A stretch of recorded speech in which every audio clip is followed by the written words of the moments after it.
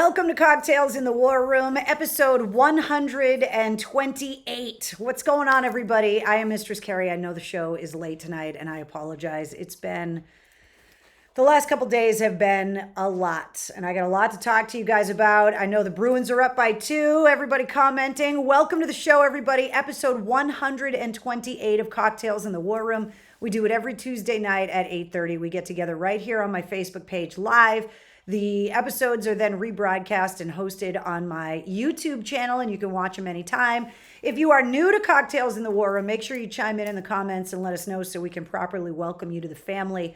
But the show started on March 14th of 2020, at the very beginning of what has been a very long lockdown. And this is what we do. We get together on Tuesday nights and we talk about what's going on. The good, the bad, the indifferent. We talk a lot about music here. We talk a lot about the podcast. There's a lot to talk about this week. And so I want to welcome everybody. And the first thing I want to do is I want to thank everybody for joining me every week. You guys have no idea how much I look forward to the show, how much I look forward to seeing all of you guys, and also just how much I appreciate all your support. So I want to thank Latini Creative Solutions at latinicreative.com for sponsoring this week and every week of Cocktails in the War Room. And as you've been able to tell on my social media pages and based on how I was last week on the show, it's been a really rough week. So the first thing I wanted to do was I wanted to talk to you about yesterday. And I'm just going to warn you guys right off the bat that things have been really hard and I'm hanging in there, but things are hard. And part of the reason why the show is so late is just because I was out of the studio yesterday and gone for my friend Mike's services all day yesterday. Today has just been super hectic in a lot of ways, and I haven't really been sleeping. We all process grief differently, but a lot of similarities exist as well. And so, you know how it is. You don't feel good. You're tired, but you can't sleep. You are starving, but you don't feel like eating. You don't feel like you want to do any of the things that you have to do, but there's nothing that you really want to do. And you don't want to be alone, but you don't want to be around anyone. It's one of these things that is a process. We've talked extensively here in the War Room about grief and loss, especially in a time where it's made more difficult for people to properly commemorate loss and to gain closure. It's been tough to see the people that you love. People have been estranged. It's hard to have the ceremonies, whether they be religious or military, to be able to commemorate loss in such a way. And it's hard to get everybody together. And so this last week has been a real emotional roller coaster for me. Last Monday, I found out that for anybody that hasn't been tracking what's going on, I found out last Monday that one of my guys from Afghanistan, who is one of the guys I was the closest with since I met him overseas, died kind of suddenly. And so last Tuesday, I was still trying to deal with the news and coping with the uncertainty. And I had a lot of questions about what happened and why. And I'm not going to get into a lot of things about that.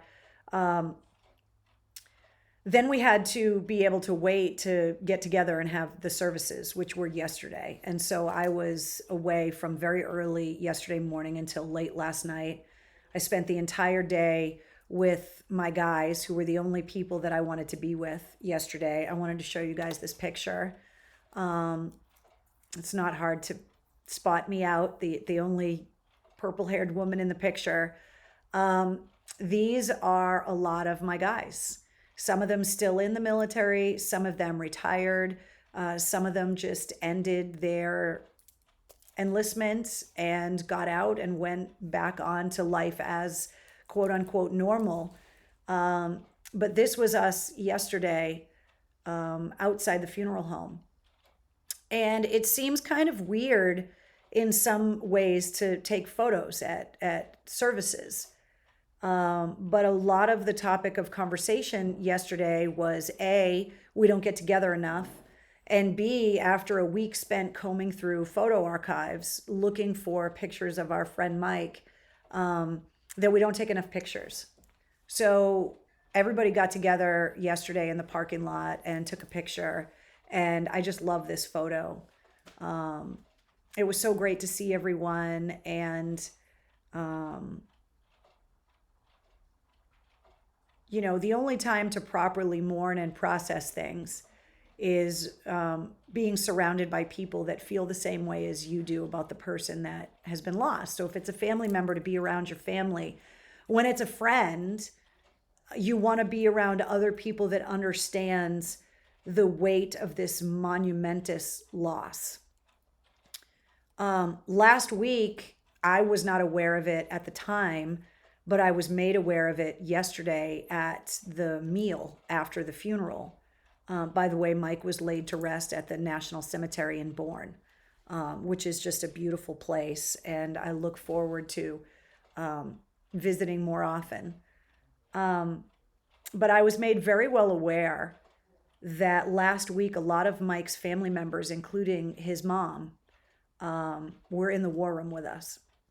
The ones that weren't in the war room with us live watched the video afterwards, and I had aunts and cousins and friends and people that I didn't even know coming up and like hugging me. His nephew, his teenage nephew, who has the most amazing mullet, who's so proud of this mullet because it's so old school, were hugging me, talking about the conversation we had in the war room last week, and that they were watching and that they loved hearing about the stories with Mike and loved hearing how much he meant to me, and loved all of the support that you guys gave the family in the war room last week. And so yesterday, spending the day with the family and having them listen to all of the stories from all of Mike's brothers in arms, it meant a lot to them. And they really, and anytime anyone is lost, you don't want to feel like that loss means nothing to the rest of the world, right? Like anyone that's ever been in a funeral procession and you're driving from the church or wherever to the cemetery and you pass people that are living their life normally because they are not suffering this loss at the same time in the same way that you are. And I know that I can feel so angry that I'm suffering so horribly, and these other people just have no idea what I've just lost. And how can they? Because they didn't know the person that I just lost. And so for the family to know that a bunch of strangers that were here in the war room last week were mourning the loss of their loved one, and that for the guys that were overseas with Mike and served with him to know that you mourned his passing just as deeply as they did, even though you didn't know him, it meant a lot. And so many people talked to me about you guys yesterday, just about how amazing it was, the outpouring of love and support. They were so grateful for all of your kind words, and they went through and read the comments. And so I really wanted to point out just how much that all meant to the family, and that you guys really helped, even though you may not have known Mike. Some people may have, but a lot of people didn't. And you guys really helped, and that was amazing. One of the other things that I wanted to tell you guys, because I've seen this and I've done this, yesterday it really hit home. We had to drive almost an hour in the funeral procession to the National Cemetery in Bourne for the burial. And it was this amazing thing to be escorted by the state police in the funeral procession. I wanted to first say thank you to the Mass State Police, who were gracious and wonderful. Keeping a funeral procession together for almost an hour, especially on a holiday when you're headed down to the Cape, is almost an impossible task. And they did that for all of us. I also want to thank the fire departments along the way, like in Weymouth, that had their fire trucks out with the ladders up, with the flags. It was this sight to behold, to be in that funeral procession and to see this amazing display of patriotism and respect for the family and all of the veterans that were in the procession. What really struck me though, and I wanted to tell you guys about it because one of the things that I think the War Room is great for is that maybe every once in a while you learn something that you didn't know, and that maybe it's something that you can carry forward. Yesterday, as we were driving, and I was maybe, I don't know, 15, maybe 20 cars behind the hearse, and there were motorcycles in there as well. The Mass State Police were stopping the on-ramps, like on Route 3, so that the procession could stay together. Hazards on, headlights on, funeral markers on the rearview mirrors. The most powerful thing that I saw was people that got stopped in the road or at the intersections because the troopers had pulled out with their blues on and stopped the traffic. When people realized it was a veteran's funeral, they were getting out of their cars and putting their hand over their heart as the funeral procession went by. And I don't know who those people were. And I don't know if they know that we noticed, but we did. And I wanted to bring it up because maybe you've never done that before. I've done it when I've been out jogging and had a veteran's funeral procession go by, that I would stop and put my hand over my heart. But to see these people stopped in traffic and get out of their own cars to just stand there and commemorate this loss and the sacrifice was so overwhelming and so powerful that I don't know if any of those people will ever see this message, but I wanted you to know that doing something small like that can have a profound impact on someone that you don't even know. And as we were driving, I was in my car by myself, and as I was driving and I saw these people getting out of the cars, it was like my heart stopped. It was, on one hand, the most sad thing, and on the other hand, it was such a small gesture of love that it was overwhelming. And so I wanted to tell you guys that story and just kind of tell you what yesterday was like. I am going to warn you that I'm going to be drinking tonight because I need a cocktail, and it's the name of the damn show. And I didn't have time because I've been running around trying to get the show ready tonight to like make any kind of big fancy thing or whatever. So I'm going to do what I did yesterday. Cheers. Lean and mean and dirty tonight, kids. You better buckle up because there's a lot going down tonight. Jeff, it was really powerful. It's a regular thing in the South at any funeral. It's amazing, says Barbara. Yeah, you know what? It was unbelievable. And one of the other things that happened yesterday, last week in the War Room, I told you guys the story and showed you, and told you the story about the Purple Heart. And what I learned yesterday, which was, it should not be any kind of new information about my friend Mike, Sergeant Timmons, is that he didn't really talk a lot about a lot of the military stuff with his family. And his family learned a lot yesterday, maybe more than they wanted to from some of the stories that they heard. But yesterday I brought Mike's Purple Heart with me. And I had it inside my coat. And I brought it because I wanted his mom and his sister, who I had offered to return the Purple Heart to them, and they refused to take it, said it was a gift from their son and brother, and they wanted me to keep it. But I wanted to bring it with me so that they could see it. And so many of the family members came up to me and they said, you know, we heard you brought Mike's Purple Heart. Can we see it? And it amazed me that for someone that is so highly decorated and someone that had not one but two Purple Hearts, that there were so many people, even in his own family, that didn't really know a lot about what had happened with his service. And it was because he was one of those guys that just kept it all really quiet.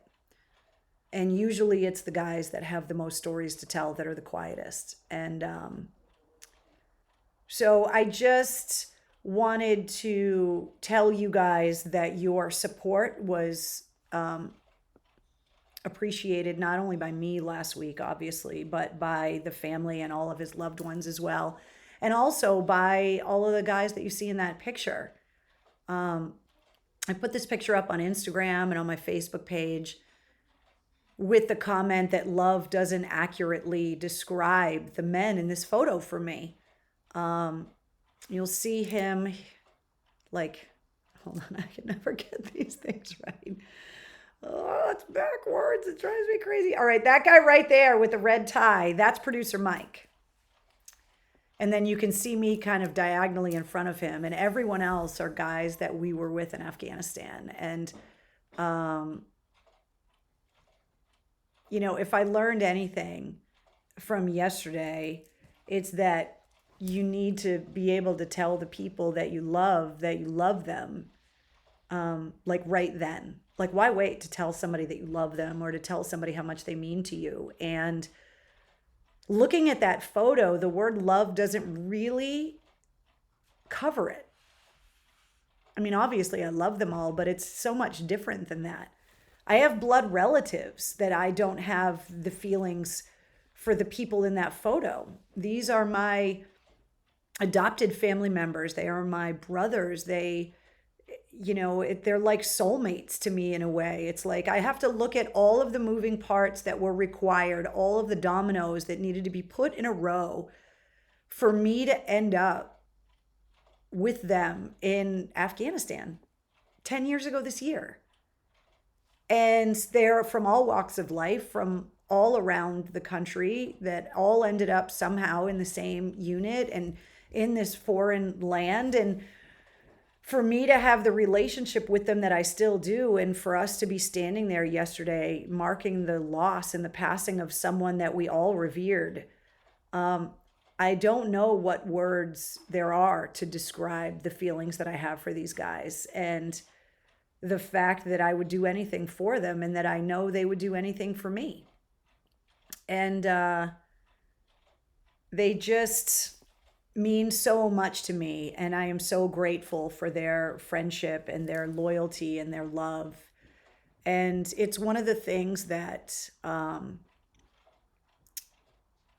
it's not just them either. It's their families. It's their loved ones that are the ones keeping the home fires burning for them. It's their wives and their moms and dads and their kids who deal with the loss, the separation when they're away all of the time. And yesterday we got to spend a lot of time with Mike's family and the people that were waiting for him to come home safely all those times. And it was a very powerful day, an incredibly gut-wrenching, sad day, and yet an amazing show of love and support and solidarity and healing and closure and so many different things all kind of rolled up into one. And it's going to take me a while to be able to process everything that I have going on right now. So I apologize if the show was a little late today and if I'm a little bit scatterbrained recently. I'm trying to be as honest as I can about things. One of the things that I talked to the guys about a lot yesterday, when people would ask me how I was, how are you doing? I would say terrible and shitty and awful. And I would follow it up by saying, I'm not going to lie and tell you I'm okay, because I'm not. And I want to be able to make that an okay thing, to not be okay.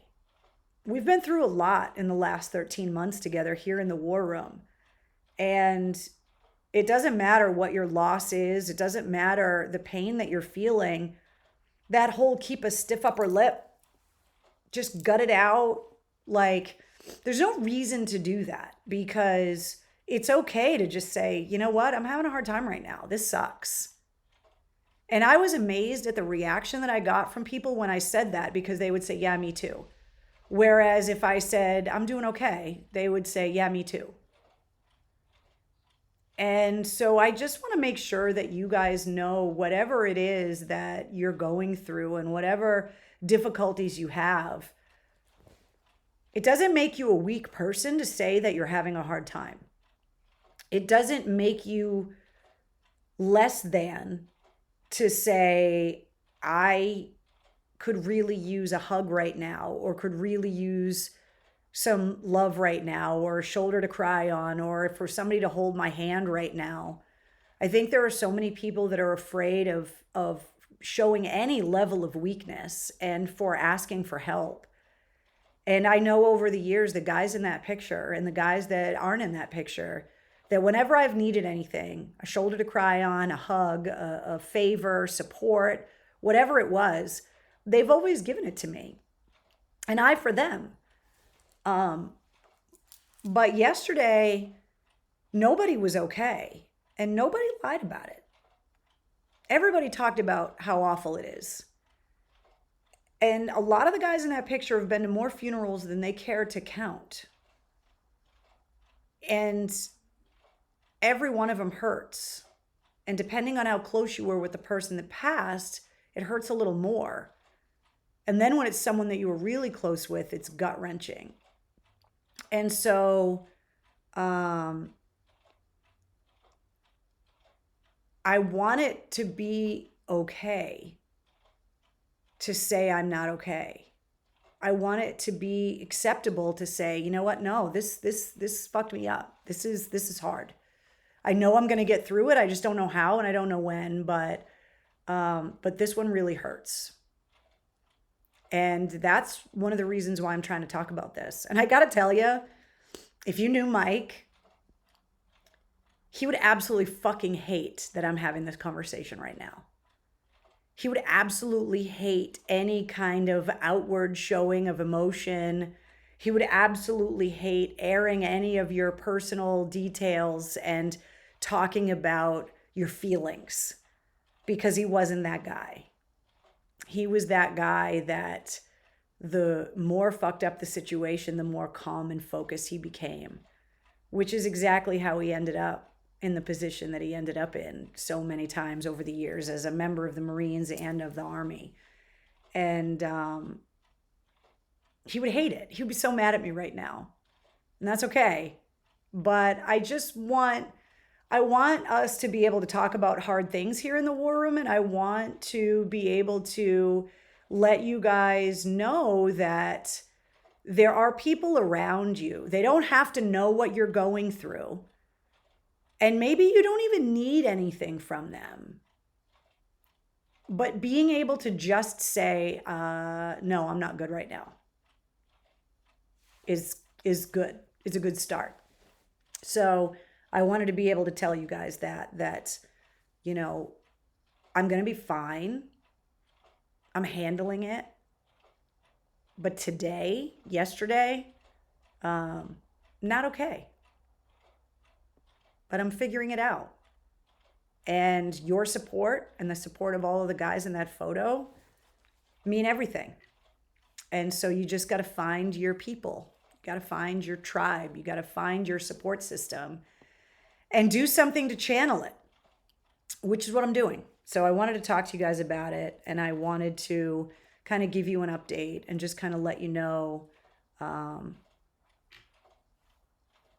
what's going on. Yeah, Eric, the suck it up buttercup type, that's exactly how he was. Suck it up buttercup. So there you go. That's what happened yesterday. I have no idea where my dog is. Otherwise, I would turn the pug cam on. I appreciate all the love and support, guys. I know that you guys come here in the War Room a lot of time to escape the bullshit that you're dealing with in your daily lives, and I want to be able to be that escape for you as well. But I feel like it's an important thing for us all to know that we can talk about real stuff. And Stacy says, everyone you meet is fighting a battle you know nothing about. So be kind always. Robin Williams. It's a fantastic quote, and it's totally true. Let's see. Yeah, I know, Jeff. I'm drinking the Fireball today. It's just, so I'll tell you guys a story about the Fireball. So my husband, my family does a Yankee swap around the holidays every year. And my husband didn't grow up calling it a Yankee swap. He grew up calling it a white elephant. And the white elephant is you re-gift something that someone gave you that you don't want, which I think is cool because you're like recycling a gift that you don't really want or whatever, and you put it in the white elephant. But I was teaching him about the Yankee swap, and that you go and we have a dollar amount. I don't know how your family does it, but we have a dollar amount that you have to stick to with the Yankee swap or whatever. And so my husband did a Yankee swap. And this had to have been last year. It wasn't Christmas this year because he was deployed, but he did a Yankee swap where he went and bought $50 worth of nips. And I ended up getting his Yankee swap. So yesterday, as I was getting a bunch of stuff ready to go, I came into the war room and went into the medicine cabinet. Yeah, the medicine. Went into the liquor cabinet, and I was like, I should probably bring something with me. It's going to be a rough day today. And I saw all these nips and just started laughing because they were part of the Yankee swap gift from my husband from Christmas of 2019. So it was kind of a way for me to have my husband there to console me because these are the Yankee swap gift. It was pretty hilarious. So that explains the nips and why they're all over the place right now, because it's been, Eric, I'm sorry that I'm making it so hard for you. I know that people are I know everybody's just going through a lot of stuff right now. And, so I apologize if I'm making it hard to talk about hard things for anybody. That's not my intention here today, but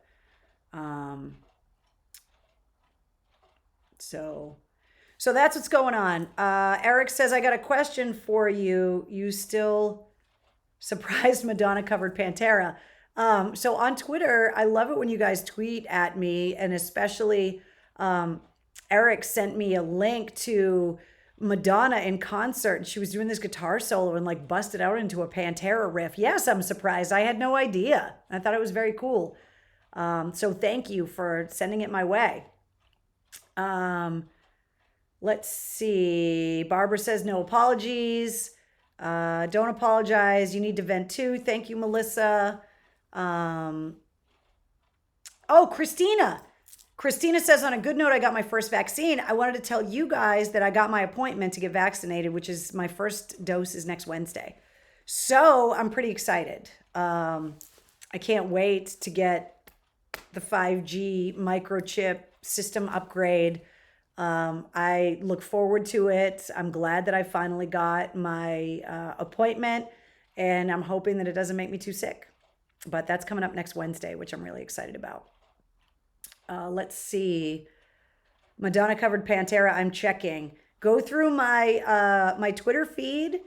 Yeah, it wasn't like a full Pantera cover. She was doing all of these guitar solos and then just like slipped into the Pantera riff, like right in the middle of the whole thing, which was just totally crazy. Let's see. I have my first on Saturday at Gillette. So there you go. So I'm glad that you guys are all getting vaccinated, and I just can't wait to be able to hang out together and be like not socially distant, not wearing masks, but to just be able to be normal. I look forward to it. So pretty excited. Michael says Wednesday, how fitting, a perfect day to get a shot. I know. I still don't know where she is. She's around here somewhere.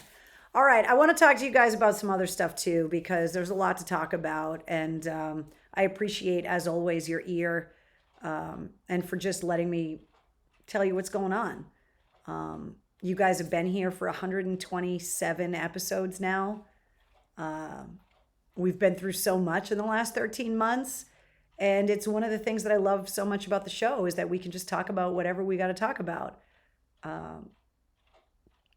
Ed says prayers go out to Mark Wahlberg's mom as well. What happened to Mark Wahlberg's mom? I've been kind of out of pocket the last couple days, so I don't really know what's going on. Paul says I need to go to a concert. No shit. Oh my God, would I love to go to a concert right now.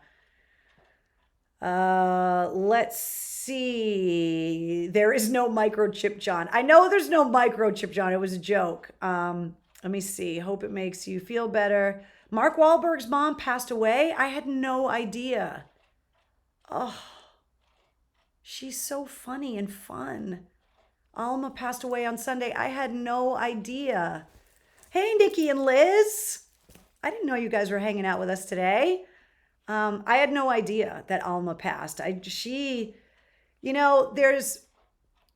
There's certain women that you look at and you just go, damn, you got to be one strong lady. And she's one of those women that's like just a hell of a strong lady. Wow. After a brief illness, Ron said, she had dementia. Oh, yeah, that is not an easy thing to deal with as a family. Trust me. You were a little preoccupied, William says. Yeah, exactly. I was definitely preoccupied. All right, so let me tell you guys what's going on. So the first thing I want to do is recap last week's podcast episode. Mark and John from Dirty Honey checked in on last week's episode of the podcast to talk about their upcoming album, which is out this Friday. It's their self-titled debut full-length album because all of the other music that we've gotten from Dirty Honey has been off of their EPs. And we finally got a new record coming from these guys. And I loved having them on the podcast. Of course, Mark had joined us in the War Room last year. And they are just such amazing guys. And getting to know these guys over the last couple of years has just been awesome. They are everything. They are the embodiment of like what I love about rock and roll. They're genuine guys. They're just super cool. They love music. The conversation that we had towards the end of the episode about the songs that they wish they wrote, there's so much passion and love coming from these guys that it's really kind of impossible to hate them. And they love the New England area. They love the old WAF audience. And they are one of these newer bands that, having the entire music industry get decimated for over a year because of COVID, bands like this could have very easily been lost in the shuffle. These guys are building momentum, and then all of a sudden COVID hit and just everything kind of stopped. And they really took advantage of having this time. And it was really interesting, I thought, in this episode to hear them talking about the songs that they had already worked on, and then the songs that were influenced by the shutdown and by COVID, and that this record did become something different because of all of this other downtime. Melissa says, they sound so fun. I would love to meet them. I'm telling you, they are the nicest guys. They are the sweetest guys. They are so grateful and genuine, and they are just lovers of rock music. And you can just tell that it just flows through them. And I love being able to call them friends, and I want to do everything that I can to help them. And so I encourage you guys to support bands like this because it's been made harder. Bands like Metallica are going to be fine after the shutdown. They're going to maybe release a new record. They're going to go out on tour, sell out arenas, sell out stadiums. The bands we really need to wrap our arms around are the bands that are still trying to get there, the bands that need our help. And this is one of those bands that they're just everything you would want in a rock band. They are awesome. They are talented. They are fun. They are fans of the genre as much as they are participants in it. And when you guys do get a chance to see them live, if you haven't already, and when you do get a chance to meet them, if you haven't already, you're not going to be disappointed. They're fantastic. And so please, their album comes out on Friday. Get their record. It's self-titled. They are amazing. If you missed the episode, go and check it out. It's a shorter episode. I didn't have a long window of time to talk to them, but I always love having them on the show. I'll have them back anytime. And I just love them. So thank you to Mark and John from Dirty Honey. Episode 45 is up if you haven't listened to it yet. Bringing me to this week's episode, which is something totally different. And I'm telling you guys right now, the subject of episode 46, I love her. She is amazing. I think you guys are going to love, love, love this episode. When I started this podcast, I didn't want it to be just the bands. And I've talked to you guys about it a bunch, that I wanted it to be a lifestyle podcast, that rock and roll was kind of the soundtrack of. And I wanted to introduce you not only to new bands like Dirty Honey, and to keep you in touch with the older bands that you already know that you love, and the older artists, guys like Corey Taylor and the Shinedown guys that you've known for years. But then there's the episodes like Jonathan Hill, who was part of the Outpost. Then there's my friend Frank Scambolone, who is the sound engineer. There's Sarah Hagen that worked at Zildjian Cymbals. All of these other stories where the music is the common thread, these are all interesting people with interesting stories. And episode 46 is another story and another person that I have not been able to wait. Like, I can't wait to introduce you to her. Her name is Karen Durcott. For anybody that works in the music business, they know who Karen Durcott is. Karen Durcott is a legend. She worked in the record business for 46 years. She worked in retail at record stores for like 6 or 7 years, and the rest of her career she spent at record labels. And she had a front row seat to the show that is rock and roll for decades. She has encyclopedic knowledge of rock and roll. She is a scholar of the art form. She was there. Some of the stories you're going to hear from her in this episode. As a record rep, it was her job to help promote new bands and new albums to radio stations. And one of the new bands and one of the new albums that she was there helping to promote was Guns N' Roses' Appetite for Destruction. When I talk about the women whose shoulders I am standing on in this industry, Karen Durcott is one of these women. She is so well known in the industry that I think there are going to be a lot of people in the business that are surprised that, sorry, this cord is driving me crazy, that she actually sat down for this interview, because this woman is filled with stories, but not exactly the woman that you would expect to sit down and spend all this time talking about herself. I'm going to warn you guys, this episode is long. Do whatever you got to do to get through it, whether it be listening to it in phases or whatever.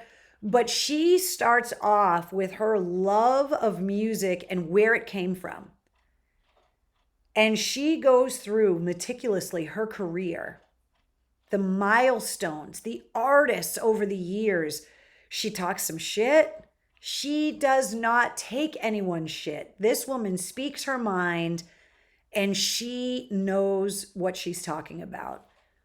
We talked a lot about how technology changed the music business over the decades, not only with the internet and music streaming and things like Napster, CDs and cassettes versus vinyl. She's seen it all. And she retired a couple of years ago, and we've always kept in touch. And she is someone that when WAF went off the air, I called her and said, hey, I've got some ideas. Can I run some things by you? And she's one of those women that, even though she's retired, people still call and ask for advice from her because she is just so smart. And she is no nonsense, and she speaks her mind. And she has got stories about the biggest artists in music, not just rock and roll, but in artists in music in general. And she's someone that you guys may not have ever learned her name. You may not ever have heard of her. And this is one of the things that I love so much about being able to have the podcast, is to be able to have these conversations with people and to introduce you to the people that helped behind the scenes make the music happen. And I think you guys are just going to fall in love with her. You guys are going to learn two things about Karen that are hilarious. I cannot give them away because I want you to have organic reactions when she talks about them.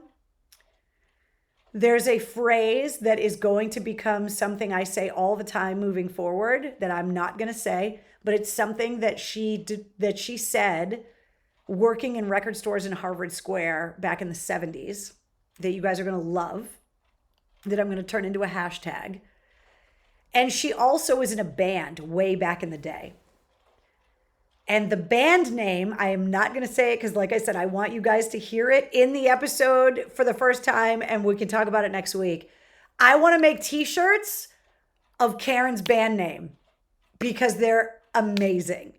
And I can't wait for you guys to hear it. So please, please, please. I know that every time I have somebody on the podcast that isn't like a big famous rock star, I know that I am always encouraging you guys to listen to this episode too.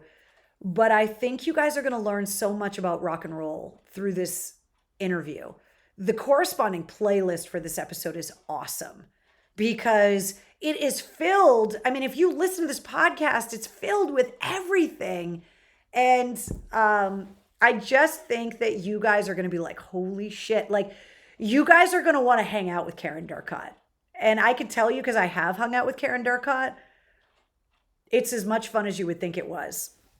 The last time her and I went out together was a few years ago. She took Mike Shue and I to Royale to see Rival Sons. And it was just so awesome. And we talk about it in the episode. She is just such a lover of the music. She is so passionate, such a fan, has so much respect for the art form that I just remember Mike Shue and I like watching Rival Sons for the first time together at this show. And she was like singing along and we'd be like, watch this, watch this. Like, she's just so fucking cool. There's no other way to describe Karen Durcott than just, she is so fucking cool. You guys are going to fall in love with her. And this time next week, when we're talking about this week's episode, you're going to be like, I totally want to hang out with her. And we talk about the partying ways of her early years, and she has been sober for a very long time. So if I can get her to come in the war room, we'll have a Temple Tuesday and we'll do mocktails in the war room with her. But I cannot wait for your recap next week to see how you guys love meeting someone that maybe you never would have had the opportunity to meet. And she's someone that if you go to any of the artists that she has helped over the years and said, Karen Durcott, they'll go, oh, and probably have like 50 stories. I could listen to her talk for hours because not only does she have the stories, but she has this unbelievable recall where she can remember the most minute details and to be able to talk about things as if it happened yesterday. And I'm so excited that she agreed to be on the podcast. I can't wait for you guys to hear it. So if you haven't subscribed to the Mistress Carrie podcast, you got to do it. The episode goes live at midnight. It's the full-length episode number 46. She just fucking rocks. That's all there is to it. She's awesome. When you subscribe to the Mistress Carrie podcast, not only do you get the full-length episodes, but you also get the situation report, which you get Monday through Friday, which is all your headlines in rock, all your music news, everything you need to know, but it's less than 5 minutes. So it's super easy to kind of get caught up with everything that's going on. So wherever it is that you listen to podcasts, just look up the Mistress Carrie podcast and click follow or subscribe. And here is just a small sampling of all of the places that you can check out the Mistress Carrie podcast. It's everywhere. Pass it along to your friends. You know, if you stumble across an episode that you absolutely love, whether it be an artist or just a funny story, share it with your friends, tweet about it, post it up on Facebook, share it. It's so awesome when I get feedback from people and they're like, this is the first episode that I found. I'm a new fan. Now I'm going to go back and listen to all your older episodes, which is one of the great things about podcasting that I couldn't do with radio. is that if you missed my radio show, well, you had to listen the next day to hear the next one. But with podcasting, if you caught this week's and you didn't catch last week's, you still have a chance to go back and listen to it. So wherever it is that you listen to podcasts, just go and hit follow or subscribe. 101 countries and growing. It's weird that my note, I look like Kilroy was here right now. Boop. 101 countries and growing that have been listening to the Mistress Carrie podcast. And as always, I want to thank mistresscarrie.com and Digital Federal Credit Union at dcu.org for sponsoring this week's episode of the Mistress Carrie podcast. All right, let's talk about some music headlines because we got some great news this week. Mudvayne is back together. They, I guess you can't say they broke up. They took a 12-year hiatus, and now they're due to play, I think, like a half a dozen festivals. So I am very happy that Mudvayne is back together. Of course, lead singer Chad was part of Hell Yeah for a lot of years, and now the guys from Mudvayne are back, and they are so fantastic live. I've always been a fan of their music, and I'm really excited that they are back together. So I'm hoping that that means we're going to get a new record, but also really excited that that means that they're going to be playing shows together. This Friday, there's a bunch of new music coming out, including Gilby Clarke's new album, Dirty Honey's record that we talked about, Kaleo, the new Motorhead live record is coming out this Friday, and also there's a new Skindred record coming out this Friday. Those guys, fantastic. I want to remind you guys that you got till the end of the month for the fan voting for the Rock and Roll Hall of Fame. I saw Eddie Trunk tweeting about it the other day, filling out his ballot. But if you have not yet voted for the fan voting, these are the rock bands that are nominated for induction for the class of 2022. Rage Against the Machine, the Foo Fighters, Devo, the New York Dolls, Iron Maiden, Todd Rundgren, and the Go-Go's. So that is all the rock bands. There's a bunch of other artists as well, but I want to support the rock bands. The Black Keys announced that they have a new album coming out on May 14th called Delta Cream. Rise Against new album is coming out on June 4th. And you heard us talking about it in episode 45 of the podcast with the guys from Dirty Honey. The big gig has been postponed. The 50th anniversary celebration of WAF has been postponed until April 30th of next year, 2022. So you can get all of the details, not only on the big gig, but all of the live streaming concerts that are coming up on the events page and the events calendar of mistresscarrie.com. So definitely check that out. Mail call. I got to tell you guys, I haven't really had a lot of time to be able to go and get the mail over the last couple of weeks. I apologize if you sent something. I haven't been able to check it. So if you did, I want to thank you and I apologize. I'll get back on the ball next week. But it's just been kind of crazy. One of the things that I'm super excited about is the Cocktails in the War Room Volunteer Day that is happening this Friday. It's happening at the Foxborough Terminal, which is the big warehouse building that is next to Gillette Stadium right on Route 1. It is the second Cocktails in the War Room Volunteer Day. We're going to be packing Food for Vets food boxes. You can go to the events calendar. If you have not yet volunteered, click the link, volunteer, let us know that you're coming. You got to register, and then we're going to be packing food boxes. I want to remind you that if you have registered, dress in layers. It's a big, giant warehouse, as you can see from the pictures. So it can be chilly in the morning, warmer in the afternoon. You're going to be doing some hard work, so you might get warm. So dress in layers. Bring some gloves with you because you're working in a big, dusty warehouse, packing and unpacking cardboard boxes.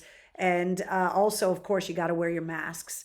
So that is happening this Friday. I cannot wait to see all of you guys. And also wear your Cocktails in the War Room t-shirts. Now, if you don't have one, get your order in probably in the next 24 hours, and I can get those shirts to you so that you can wear it to the volunteer day on Friday. So if you're going to come to the volunteer day and you do not have a Cocktails in the War Room t-shirt, put your order in right now and I will get it to you. And I'll see you guys on Friday. I'm super excited about it. Anybody that came to the first one that was before Christmas knows just what a rewarding and amazing day it is. And I got to tell you, after the last week that I'm having, I just can't. This is a perfect example of a way that you can kind of pour sadness into something positive. To be able to be around a bunch of amazing people and to be able to know that you're helping people that you don't even know. I'm super, super happy that you guys have been as passionate about helping the Foods for Vets program as I have been over the last year. And I know David says, I wish I could be there. I know that there's a lot of people that wish that they could be there. But we know you guys want to be there with us. And so we're going to be there to do the work. And it'll feel like you guys are there with us. So go to the events calendar. The link to register is there. Fill it out, volunteer. It doesn't matter what time you volunteer, just get a spot on the volunteer list. Arrive when you can. We will all be there to work hard and kick ass with you. And it's going to be awesome. Sarah says, I'm going to have some extra work gloves with me. Jared says, I'll be there. I can't wait. Brianna says, I got to remember to bring a box cutter with me this time. We put in the work, Brianna, last time, and I can't wait. It's just going to be awesome. Don't forget, if you volunteer, don't forget to ask your workplace, your employer, if they do any kind of volunteer reimbursement, that they'll pay you to go and volunteer some of your time. A lot of companies do it, and that way you don't have to take a day off. Then you'll be able to just go and do something really good, and you'll also be able to get paid. So pretty excited. I will see you guys on Friday. And of course, next week we'll talk about it and we'll show some of the pictures from Friday's volunteer day as well. Want to remind you guys about mistresscarrie.com, the new items that are up there just in time for Mother's Day, which is coming up on May 9th, I believe.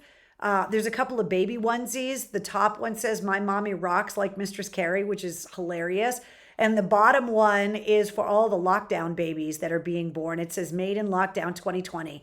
And these are available for sale up in the official online store at mistresscarrie.com. Now, I also want to remind you guys that if you have a Mistress Carrie Backstage Pass, that you have a code word, a discount code to get those onesies, to get money off of your onesies. We're also going to have an exclusive live stream get together this coming Sunday night at 7 o'clock. So I want to remind you guys about that as well. And if you don't have a Mistress Carrie Backstage Pass, you can get it at patreon.com/Mistress Carrie, or you can just click the button in the top right-hand corner of mistresscarrie.com. If you are celebrating a birthday today, hold on. Cheers to you. You share your birthday with Carmen Electra and Luther Vandross today. So happy birthday. Let me see. Wish I could blow off steam and stress in a good way, says Eric. Be there in spirit, says Joe. Hope to be able to go next time, says Paula. I'll be there, says Michelle. William says, good night, Carrie. Please feel better. Thank you, William. I appreciate it. We were breaking records this time. Last time we were figuring it out. Carrie and I hauled ass Team Purple. Hell yes, we're going to figure this out. It's going to be amazing. Walter, good night. I don't know where Wednesday is. She just didn't feel like coming and hanging out with us tonight. Happy birthday and cheers, says Melissa. So if today is your birthday, happy birthday. Cheers to you. And of course, I want to remind you guys all the places. So if you're not able to join us on Friday, we'll be posting pictures up on all of my social media pages, and you'll be able to join us virtually. So you can follow me on Twitter at Mistress Carrie, on Instagram and Facebook. Obviously, you found me here for the War Room, Mistress Carrie WAAF, and then on TikTok, Cameo, YouTube, and on Patreon, all at Mistress Carrie. And all of the links, everything you need to know, as always, are up on mistresscarrie.com. So there you go. So that's basically the show this week. It's a lot going on. I apologize for being a little bit of a bummer the last couple of weeks. I know that you guys come here for an escape as well. And I love being able to do that. But I also just think it's an amazing place of support and love. The War Room has really proved to be this unbelievable community and this family. And I look forward to seeing you guys every week. And I know that if I'm having a rough day, I know you guys are going to be there for me. And I also know that when I'm feeling great, that I'm going to have the ability to be there for somebody that maybe isn't having a great day that day. And Will says, another confirmed UFO video. I know. That's one of the things over the last 13 months of all of us hanging out here in the War Room. The world has been so crazy with COVID and everything else that's going on that the fact that there are confirmed from the government UFO videos, it's like, it's not even like a headline. It's like, oh yeah, UFOs are real. Like, wait, what?